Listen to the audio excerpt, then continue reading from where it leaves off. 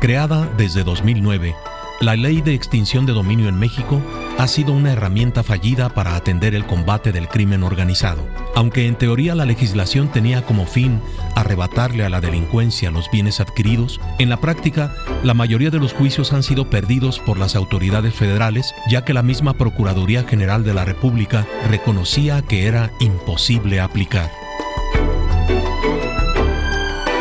Una década después de la Ley de Extinción de Dominio, hacemos este análisis a la luz de las reformas que han dado como consecuencia un nuevo intento para utilizar esta fórmula contra el crimen organizado. Saludo con mucho gusto a Everardo Rojas Contreras. Él es abogado y ha estado con nosotros en otras ocasiones. Everardo, bienvenido. Bueno. A ver, ahorita empezamos con el análisis, si te parece, Everardo. Alfonso Partida Caballero, académico del Centro Universitario de Ciencias Sociales y Humanidades. Alfonso, bienvenido. Muchas gracias a todos por estar en este panel. Daniel Espinosa Licón, magistrado del Supremo Tribunal de Justicia de Jalisco. Daniel, bienvenido. Gracias, Carlos, por la invitación. Porfirio de Jesús López Peña, del Departamento de Derecho Público, División de Estudios Jurídicos de la UDG. Porfirio, bienvenido. Muchas gracias, Carlos. Everardo, a ver, revisemos esto. Una década después, ¿la Ley de Extinción de Dominio funcionó o no funcionó? En mi concepto, la Ley de Extinción de Dominio como una figura legislativa es un notorio y profundo fracaso. Nos quieren vender los espejitos y los cuentitas de los españoles diciendo que es para combatir el crimen organizado. La verdad es de que los señores encargados del control del crimen organizado no saben ni lo que están hablando, no conocen históricamente nada.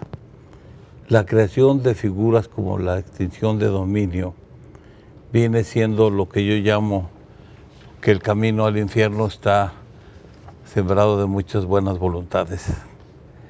No tenemos una posibilidad, ni aún con la recién aprobación de la nueva legislación de extinción de dominio. Le voy a explicar por qué. Porque los verdaderos entes del crimen organizado tienen cuello blanco.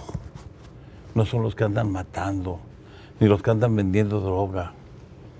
Los verdaderos entes que lesionan y que dañan a nuestro país con sus corruptelas no son susceptibles de ellos porque son muy vivos y tienen una buena estrategia fiscal para poder ocultar sus ganancias.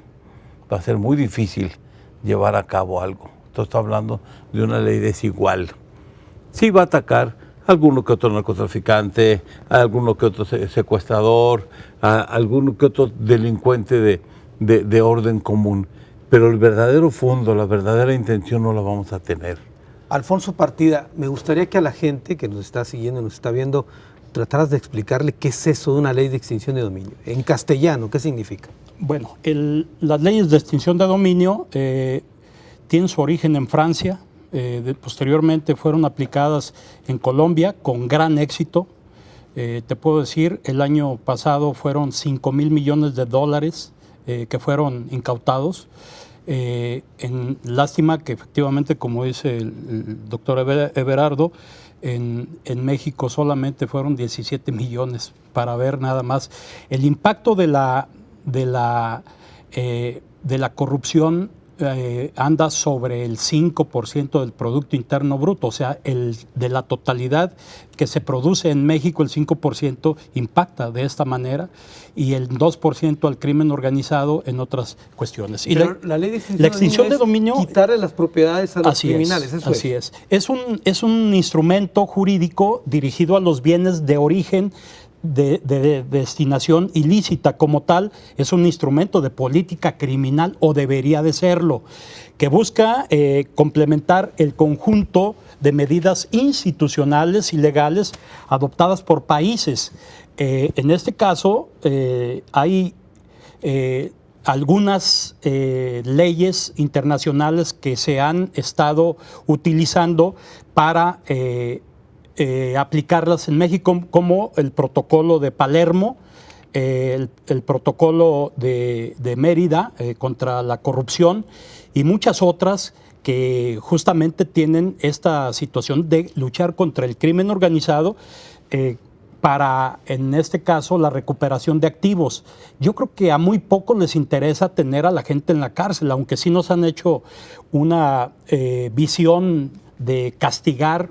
Y en este caso de lo que se trata es la recuperación de activos, la recuperación de activos que en Colombia le dio al traste a los grandes cárteles como el cártel de Medellín o el cártel de Cali, y que fueron aviones, fueron propiedades, fueron negocios, empresas, cuentas, no solamente en Colombia, sino también, porque aquí tiene que ver la cuestión de la internacionalización, de pedir apoyo a otros países para hacerlo. Y ahí se vinieron cerca de 3,000 millones de pesos en Islas Vírgenes, en Panamá, los Panama Papers, y en el caso de Odebrecht, que ya tumbó prácticamente a 7 presidentes, de los cuales están en la cárcel una gran mayoría. Aunque en México, como dice Berardo, claro, pues ha sido una falacia.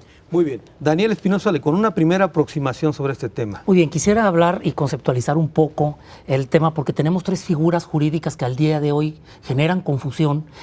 Si ya teníamos el decomiso contemplado en el Código Nacional, si ya teníamos la figura de abandono de bienes, y bajo estas 2 figuras podía el Estado, a través de la institución del Ministerio Público, precisamente quitar al delincuente sus bienes. ¿Qué pasa ahora con el tema de extinción de dominio? Quisiera poner un ejemplo muy sencillo. Es como si un criminal contrata a un sicario, le da un arma y le da un vehículo. Bien, detienen a ese sicario, le van a quitar el arma se la van a asegurar como instrumento de delito. Esa arma va a ser objeto de decomiso. Pero ¿qué pasa con el vehículo si está a nombre de una tercera persona? Ese vehículo va a ser sometido a un procedimiento de abandono de bienes, donde voy a requerir al propietario y le voy a dar un plazo para que venga a reclamar el bien. Si no lo reclama, el Estado se queda con él a través de la figura de abandono de bienes. Pero ¿qué sucede? Si al criminal, al sicario, le pagamos 100,000 pesos y el sicario fue y depositó esos 100,000 pesos en una cuenta bancaria y está a su nombre, ¿cómo puedo yo ir a ese activo que se encuentra en el banco al nombre del sujeto y que fue el pago para realizar la conducta delictiva? Bueno, pues no tenemos una figura que llegara a ese dinero, porque no se podía hacer el decomiso y no se podía hacer el abandono, dado de que no se daba previamente un aseguramiento. ¿Cómo vincular ese dinero? Pero puede ser también que ese dinero estuviera a nombre de la esposa o estuviera a nombre de un hijo. Y entonces la figura de extinción de dominio precisamente es para poder ir a todas esas ramificaciones donde el dinero puede ir a guardarse, el dinero puede resguardarse, el dinero puede ser invertido o el dinero produjo a su vez otra ganancia o una inversión.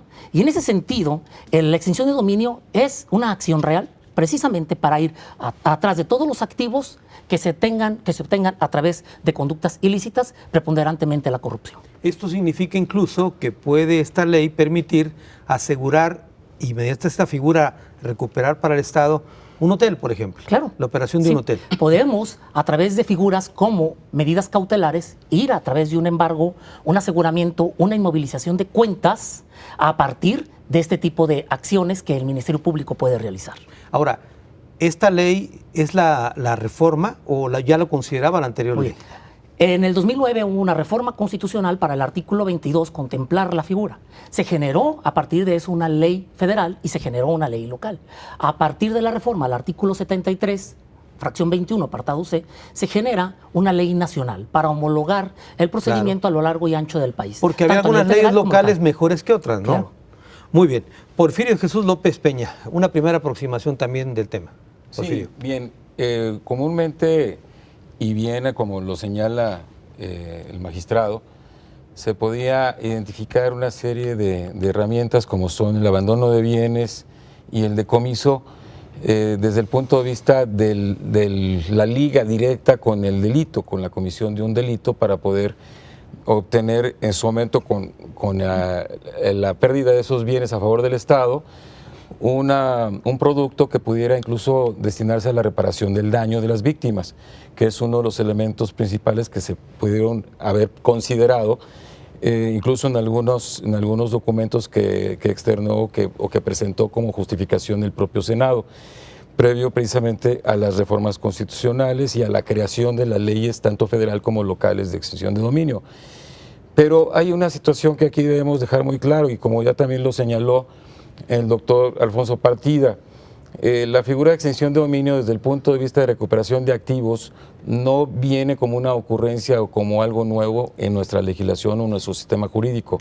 Es una serie de herramientas que se han venido manejando a nivel internacional, que México, por ser parte de algunos acuerdos y sobre todo por pertenecer al Grupo de Acción Financiera Internacional, llámese Gafi, en donde se han establecido diversos compromisos, entre ellos el que también se plasma en algunos convenios celebrados o suscritos entre las entidades federativas y el Secretariado Ejecutivo del Sistema Nacional de Seguridad Pública en 2011, México está obligado, está comprometido a legislar sobre lavado de dinero, extinción de dominio, y para poder apoyar estas dos figuras, la creación de unidades de inteligencia patrimonial y económica, siguiendo el modelo de la Unidad de Inteligencia Financiera de la Secretaría de Hacienda, es decir, a nivel federal.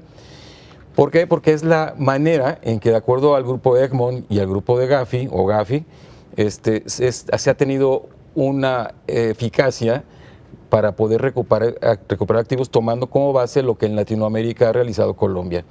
En Colombia, la figura de extinción de dominio deriva propiamente en su ley, muy concretamente, de una ley modelo que las Naciones Unidas generó precisamente en apoyo a América Latina. Y entonces los compromisos a nivel de América Latina han sido también con el ánimo de seguir más o menos el modelo colombiano. Sin embargo, en Colombia se le llama comiso sin condena o comiso sin pena, porque finalmente sigue al pie de la letra su legislación, lo que establece esa ley modelo. En México los primeros intentos no se acercaron ni en lo mínimo a esos aspectos, quedó muy limitada, y esto obviamente generó un acotamiento a la intención del legislador, porque tampoco fue, la verdad, no tuvo la libertad para hacerlo. Pero nada más como conclusión en este preámbulo, quiero hacer señalamiento que justamente se identifican en el tema de extinción de dominio bienes de procedencia ilícita, bienes para su uso o porque fueron utilizados o fueron instrumento o herramientas para la comisión de delitos, o que tienen como destino el continuar realizando actividades ilícitas, y es ahí donde entra una cierta confusión con la figura de lavado de dinero. Muy bien, vamos a continuar con el tema, tengo que hacer una pausa, regreso con más.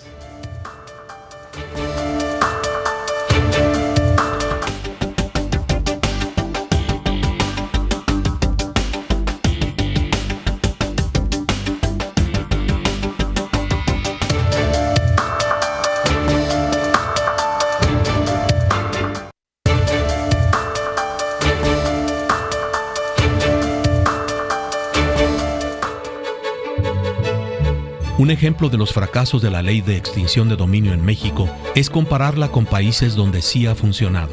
En Colombia, en 2018, había 2.703 procesos judiciales por este tipo de figura y ya habían sido recuperados más de 28,000 bienes. En cambio, en nuestro país, un año después de su nacimiento, entre 2010 y 2011, apenas se habían abierto 3 procesos y recuperadas 8 propiedades aseguradas al crimen organizado. Extinción de dominio, estrategia fallida, esa es la pregunta que lanzamos hoy aquí en el programa. Everardo Rojas, más allá de las bondades y buenas intenciones de los legisladores, ¿por qué en la práctica no ha funcionado? A ver, porque nosotros somos un país sui generis y adecuamos las cosas a nuestro bien. Mire, la idea es irse al bolsillo de los delincuentes para frenar la comisión de ilícitos, pues no funciona. En Estados Unidos es el apoyo a los bolsillos de los delincuentes para que generen empleo y generen divisas. Verbigracia Las Vegas, que fue hecho con puro dinero del crimen organizado, y eso lo sabemos todos. ¿Por qué las Naciones Unidas tienen especial interés en una extinción de dominio? Por reflejo de nuestros vecinos. Nuestros vecinos odian que sus dólares se salgan de su país. Por eso no persiguen italianos, por eso no persiguen chinos, por eso no persiguen rusos ni coreanos. Persiguen latinoamericanos. Que no generan. Porque no, se traen el dinero. Ah, de acuerdo. O sea, el delincuente, vamos hablando del narcotráfico como un elemento de observación, ese no invierte allá, se trae el dinero aquí. El mexicano se trae el dinero aquí. Entonces, ¿por qué hay especial interés de nuestros cómodos vecinos? Combate, el lavado de dinero, la extinción de dominio, y a final de cuentas no conduce a nada. Mi querido Alfonso decía del beneficio que obtuvieron con la extinción de dominio en Colombia. Y eso frenó el delito. Y eso frenó las consecuencias. Cuando Colombia hace 5 años entró en un estado de recesión delictuosa y hoy vuelve a nacer un conflicto grave. Cuando cae Escobar, viene un declive, se organizan las gentes, los grupos, y empieza a fluir el dinero y empieza a haber inversión y generación. Hoy, en la actualidad, le digo que es una ley desequilibrada, porque los únicos que van a combatir es a los escasos delincuentes de impacto menor. A los delincuentes de impacto mayor, si nosotros comparamos que hoy en día sí tenemos crimen organizado, hace 30 años no lo teníamos.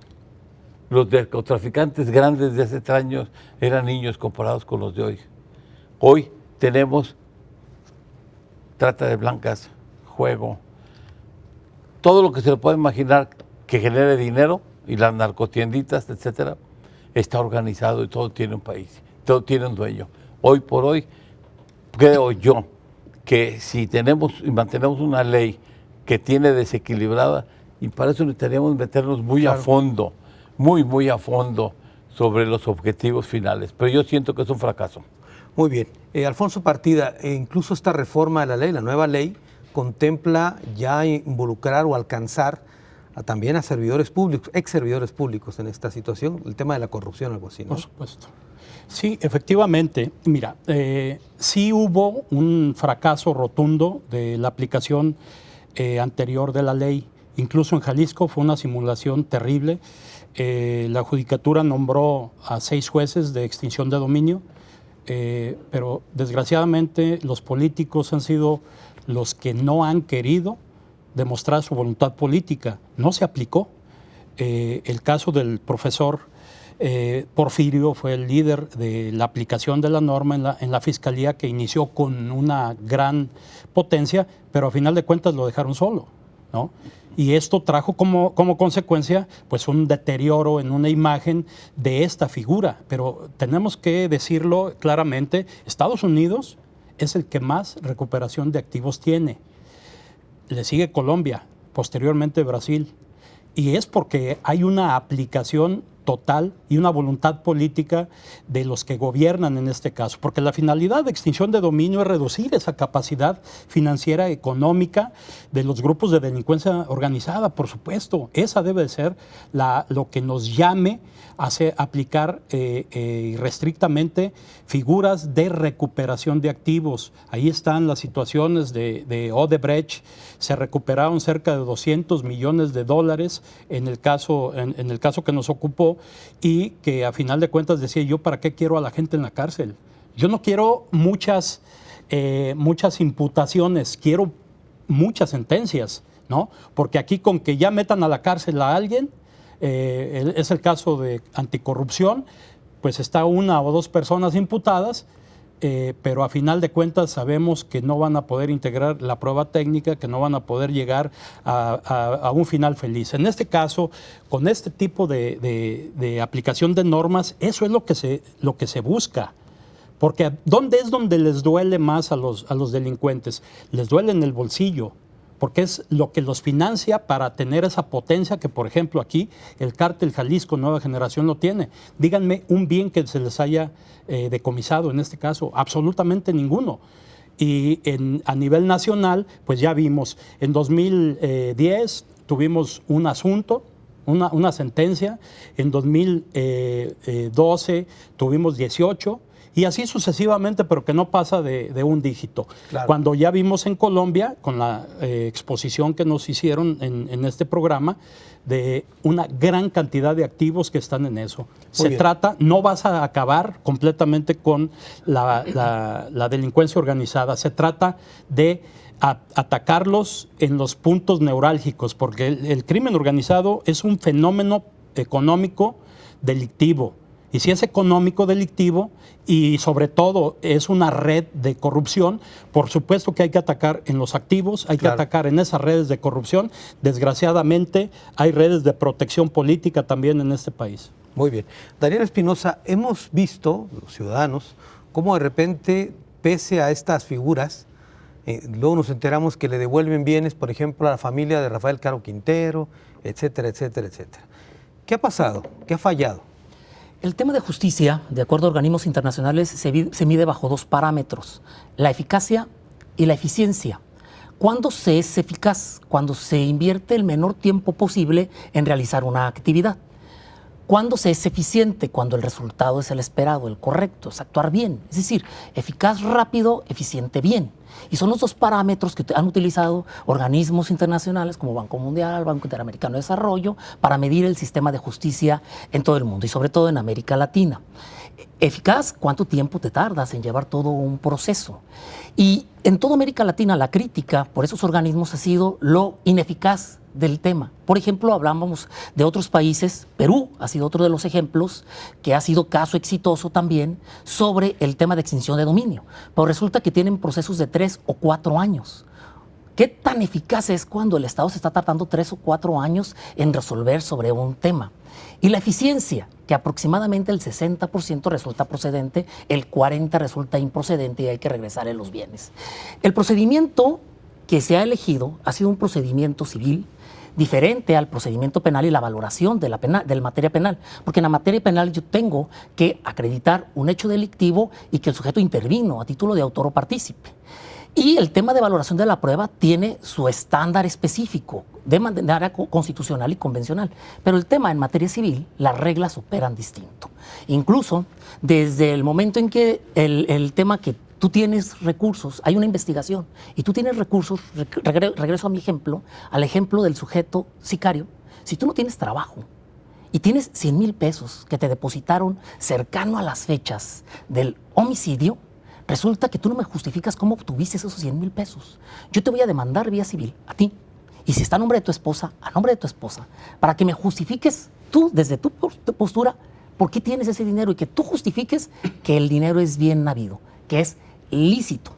El problema es que no hemos llegado a las raíces, como acertadamente lo dice don Everardo Rojas y Alfonso Partida. Aquí rápidamente hice unos dibujitos que se los voy a explicar. Funcionamos ahora las organizaciones criminales bajo la misma red criminal que sucede en los temas italianos, que utilizaron Al Capone.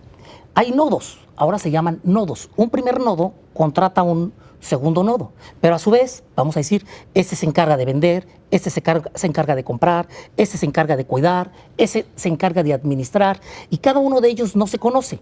En ese sentido, abajo de estos 5 nodos vamos a encontrar un nodo 7, 8 y 9. Y abajo de 7 vamos a encontrar 10, 11 y 12. Como lo decía acertadamente don Everardo, cuando vamos a una investigación logramos detener al nodo 10. Pero cuando detenemos al nodo 10 y existe riesgo que llegue al nodo 2, entonces liquidamos al nodo 7. Y ya no podemos llegar al nodo 1. Así que los activos y los recursos siguen funcionando porque quitamos este nodo que es un bien fácilmente renovable. Yo digo que es como el vaso de una tienda de autoservicio donde llegamos a comprar un café, lo tomo y lo tiro. Me quitaste a este sujeto, yo fácilmente lo vuelvo a contratar a otro que haga esa actividad. Y en ese sentido, realmente no hacemos una investigación profunda para poder llegar al uno. Y la organización criminal lamentablemente sigue funcionando. Necesitamos apoyo, necesitamos profesionalización para que las investigaciones sean serias. Si bien es verdad que en materia civil las reglas son distintas, no obstante ello, el probable responsable o la persona investigada en un proceso penal, porque el proceso penal y el proceso de extinción de dominio tienen autonomía, son independientes, no son vinculantes. A mí no me importa que en materia penal te hayan absuelto. En la materia resultará eventualmente procedente la extinción de dominio, aunque seas absuelto en la materia penal por el estándar probatorio. Sí, porque va a lo civil, que es finalmente el tema de las finanzas. Porfirio, esto que nos muestra el magistrado significaría o demostraría pues qué tan organizado está el crimen, ¿no? A diferencia de lo que hemos estado nosotros por ello comentando. se le llama crimen organizado. De alguna manera tiene también sus antecedentes no únicamente en Norteamérica o en Latinoamérica, sino desde Europa, precisamente se ha manejado ya esta figura. ¿Cuál es el problema que se ha generado y qué es lo que se ha identificado justamente para hablar de crimen organizado? Bueno, pues es que son agrupaciones que en su momento concentran un gran poder financiero, que lo introducen en los sistemas económicos de los países y es donde generan un caos.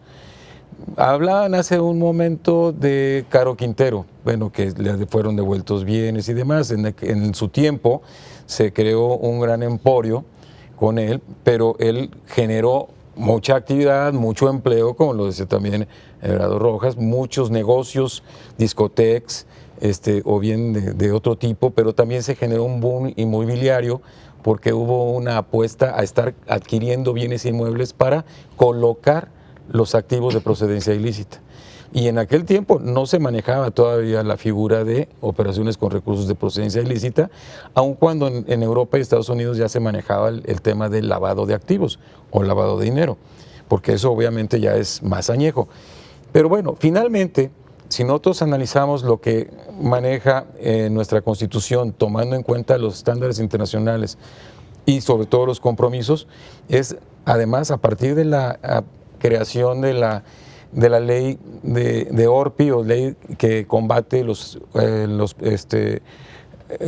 activos ilícitos, que es precisamente de procedencia ilícita, los activos o los bienes de origen ilícito en sí, viene a ser el parteaguas precisamente para poder identificar cuál es la función de la extinción de dominio. Van de la mano. De alguna forma, el hablar de lavado de dinero habla de una primigenia en la comisión de delitos. Es decir, puede ser uno o múltiples delitos, como pudiera ser justamente la trata de personas, el secuestro, delitos contra la salud, robo de vehículos, que todos en su conjunto forman parte también de actividades que puede llevar a cabo una misma organización, porque es la manera en que están operando o que pueden operar para poder obtener recursos y luego estar refinanciando las mismas actividades. Pero llega un momento en que se ven la necesidad de estar colocando, diversificando, estratificando y maquillando esos bienes, darles apariencia de licitud, y entonces desde el punto en que se puedan identificar de procedencia ilícita, de uso para actividades ilícitas o con destino para actividades ilícitas, es decir, su destinación también, como bien decía el doctor Alfonso, entonces es donde esos recursos, esos bienes, esos derechos, esas finanzas, incluso activos en empresas, debe el Estado ver la manera de combatirlos. Ha fallado también el tema del decomiso y es la razón por la cual entonces se tiene que recurrir a esta situación. Claro. Tengo que hacer una pausa, Porfirio, me ganó el tiempo, Sí. pero regresamos con más de este tema.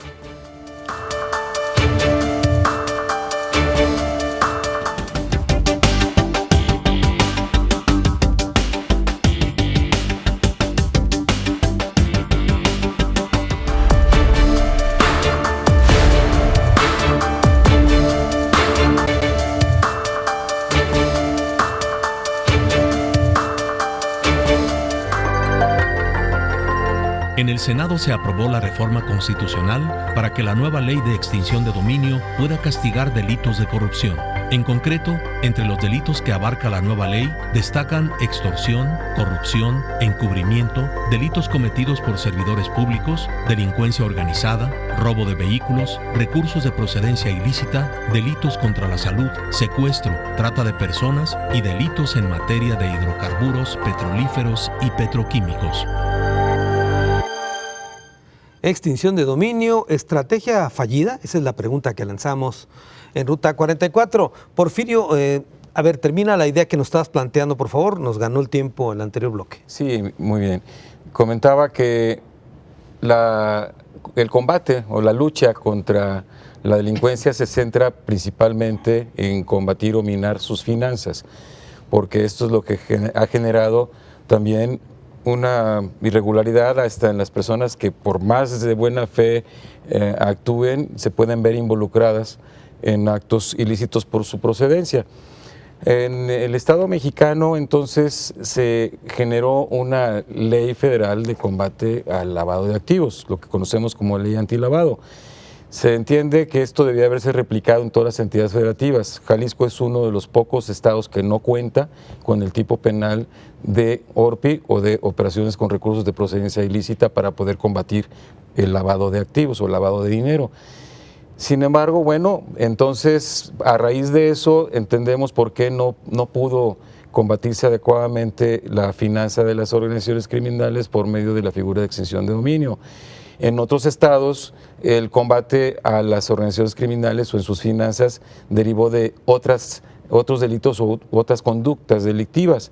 El problema de base o de fondo, yo más bien lo advierto desde el momento en que en la inclusión de la figura de extinción de dominio quedó muy limitado el conjunto de conductas delictivas a tomar en cuenta como vinculantes para la procedencia de la acción de extinción de dominio, a diferencia de lo que manejan otros países, y no únicamente Colombia. Con mucho éxito han trabajado otros estados como Guatemala, como Perú, pero sobre todo Guatemala, Honduras recientemente, en El Salvador también ya se ha implementado.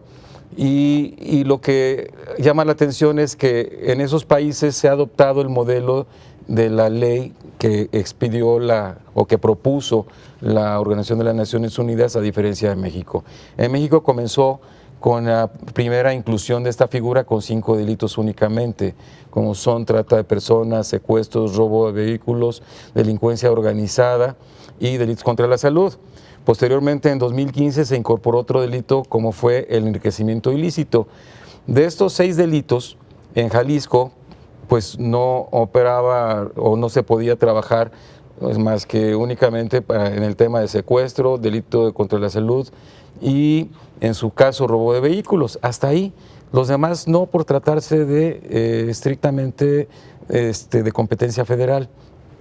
Ahora bien, el problema es que la extinción de dominio va ligada íntimamente, por ser de carácter patrimonial, con los bienes en cuanto a su propiedad desde el punto de vista real, o bien desde el punto de vista patrimonial y real, a los bienes inmuebles principalmente, pero todos aquellos que son afectos a la delincuencia organizada, que comúnmente se ven la necesidad de adquirirlos, y esto tiene que ver con lavado de dinero.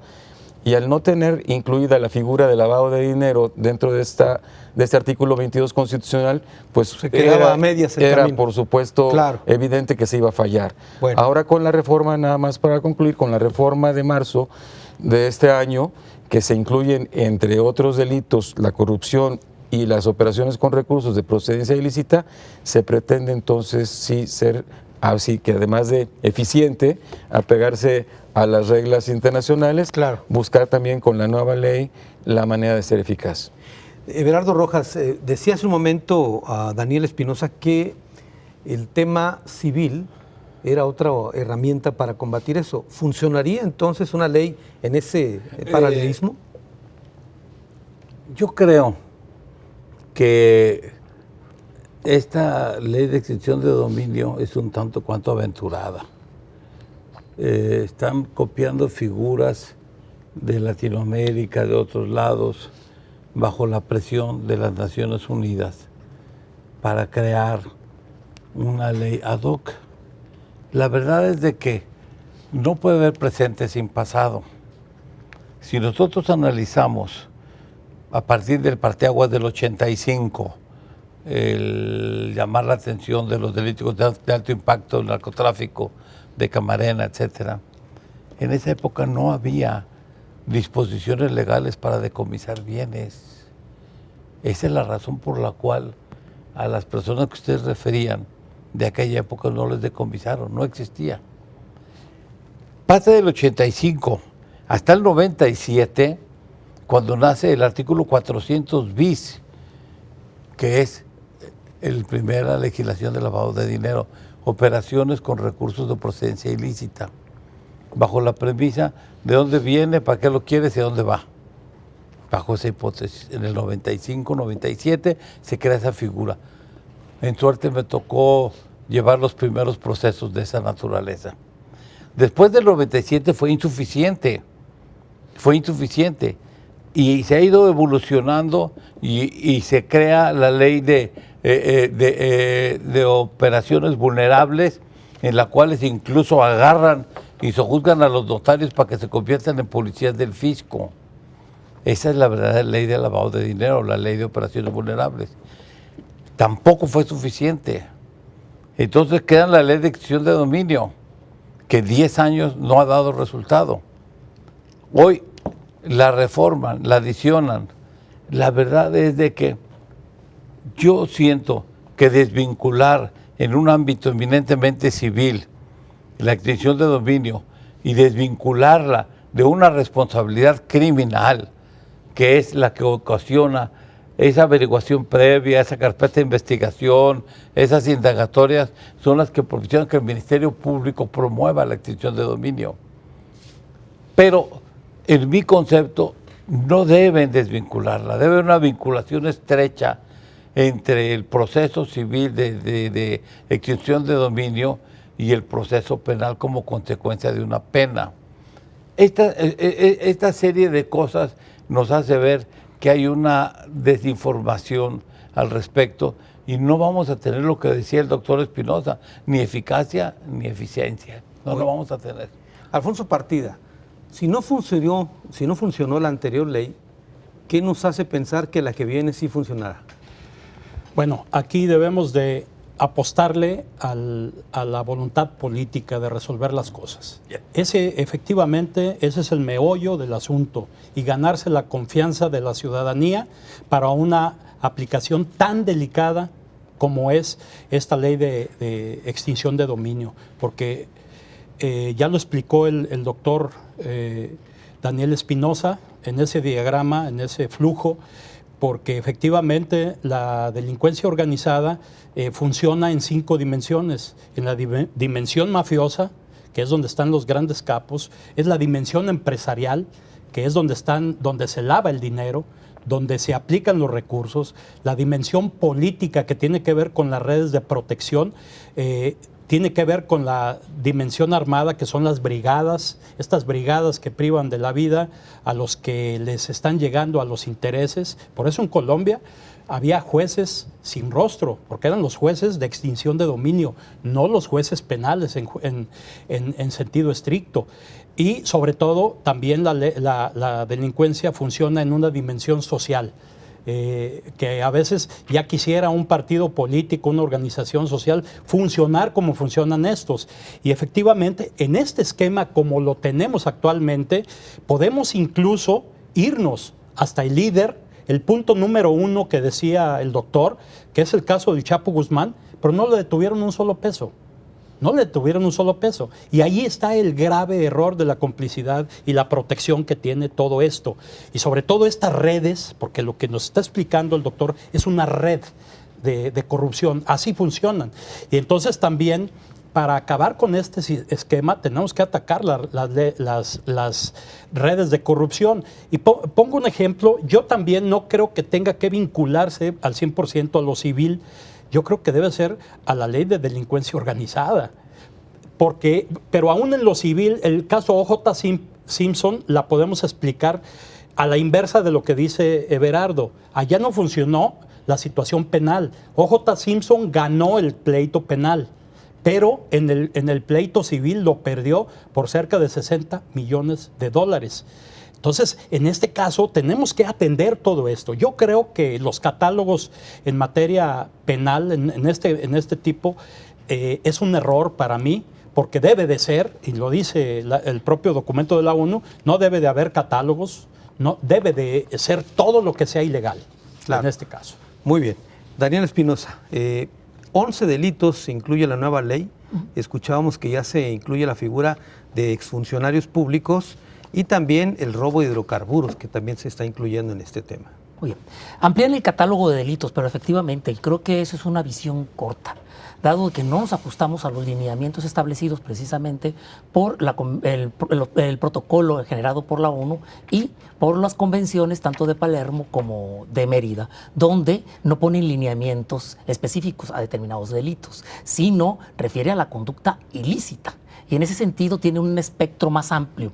Quisiera retomar unos puntos que menciona don Everardo Rojas, donde dice que lo que hacemos en México es estar copiando figuras. Y luego retomo el tema de Alfonso, donde nos habla del ejemplo o el caso de E.J. Simpson. Bueno, quisiera decir, como dijera don Octavio Paz, el gran Octavio Paz, una cosa es adoptar y otra cosa es adaptar. No podemos adoptar figuras a un aspecto exacto que pudo haber tenido un resultado fabuloso en Colombia, o en Perú, o en Brasil, o en Estados Unidos, o en Europa. Pero podemos ver sus buenas prácticas, el cómo sí llegar a dar un resultado eficaz y eficiente, precisamente para combatir esas conductas que laceran a la sociedad, con delitos, con homicidios, con delincuencia, con corrupción y todos esos delitos que tienen de alguna manera una laceración a bienes que afectan a la sociedad. En ese sentido, yo creo que debemos de adaptar precisamente las normas y esas buenas prácticas debemos de asumirlas. Ahora quisiera tomar otro ejemplo, el de Perú. En el caso Odebrecht, por ejemplo, el caso que se investiga, o que se estaba investigando en contra de Alan García, el expresidente que después tuvo un resultado fatal. Bueno, el tema es, fíjense bien, Odebrecht le ofrece $10 millones para apoyar su campaña. Esa es la línea de investigación. A cambio de que le dé una obra. ¿Cuál es? El Metro de Perú. Bien, llegan las elecciones, ganan las elecciones y le dan la obra del Metro de Perú.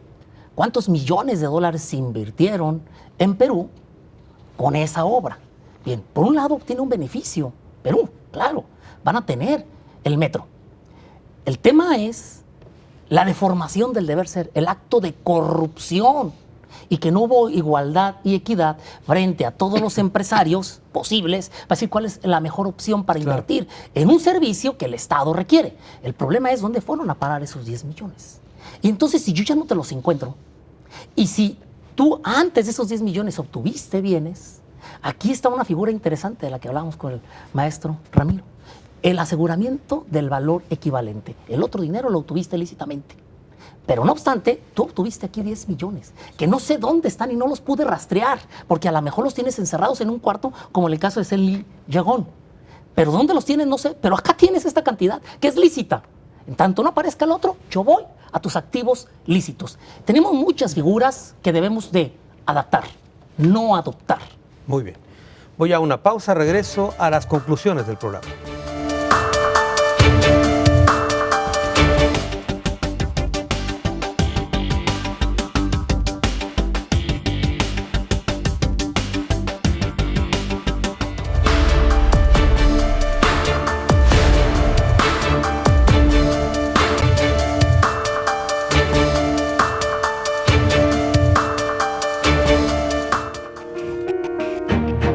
Por primera vez, México contará con una ley de extinción de dominio en el país y dejará sin efecto leyes locales en la materia.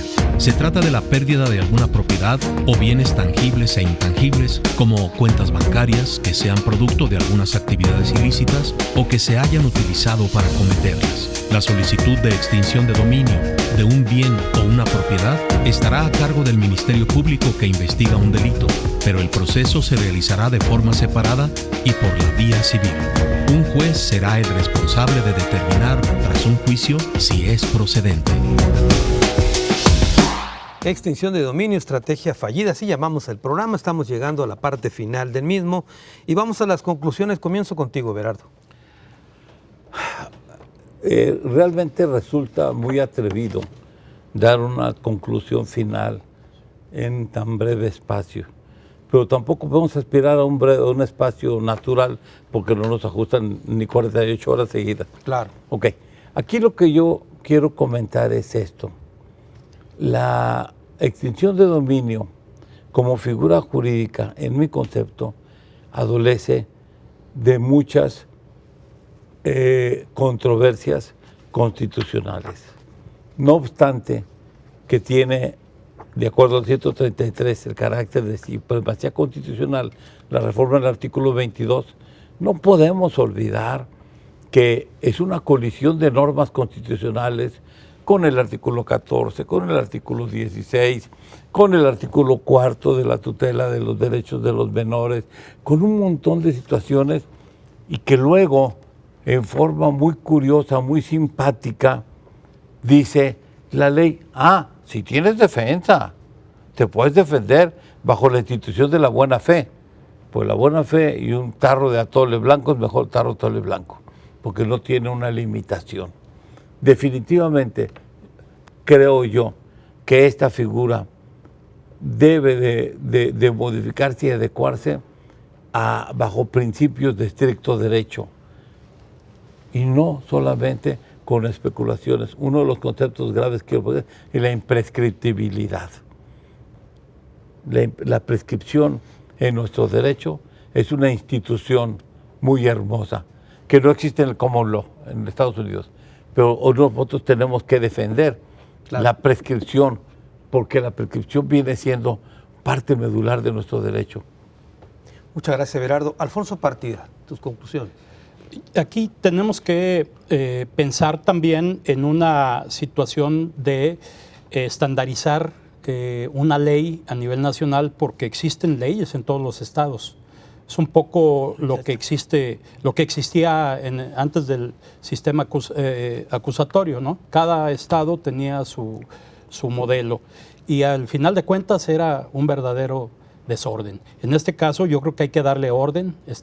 Yo estaría de acuerdo en una situación de esta naturaleza, porque ese es el grave problema. No es lo mismo Veracruz que Jalisco, y no es lo mismo, y lo aplican con la participación de gobernadores, de diputados, que en muchas ocasiones pueden ser imputados en este caso. Es la situación que se presentó en el sexenio pasado, que 22 gobernadores y exgobernadores fueron imputados por delitos de corrupción, y ahí están algunos.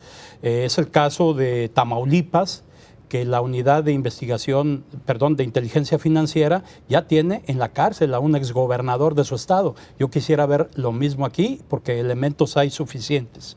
En este caso no nos interesan todo lo que vienen a ser los procesos, abrir procesos por abrirlos, o atiborrar a un fiscal anticorrupción, o en este caso al juez de extinción de dominio, como lo hemos hecho, ¿no? Que atiborramos y no puede caminar ni para atrás ni para adelante. Lo que nos interesan efectivamente son las sentencias.